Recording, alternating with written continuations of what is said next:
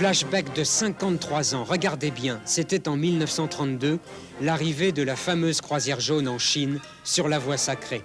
Une aventure qui avait passionné le monde entier.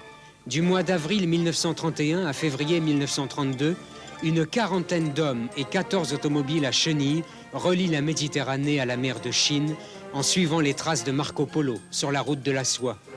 En traversant l'Himalaya, il leur avait fallu démonter toutes les voitures, pièce par pièce.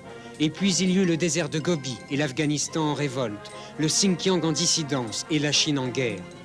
12 000 kilomètres et bien des exploits pour ces aventuriers de la première heure. 53 ans plus tard, le Grand Raid, 8 mois pour parcourir plus de 45 000 kilomètres. Et notre passage sur la voie sacrée, avec en plus quelques boutiques souvenirs. Une image noir et blanc, notre humble hommage à ceux qui nous ont balisé la route en 1932. Car ici, en Chine, aucune expédition ne s'est réalisée entre la croisière jaune et le Grand Raid. C'est la première fois qu'un rallye automobile relie Canton à Pékin. Une image noir et blanc, comme si elle appartenait déjà au passé, car après la traversée du Grand Raid, les Chinois vont ouvrir cette route aux étrangers.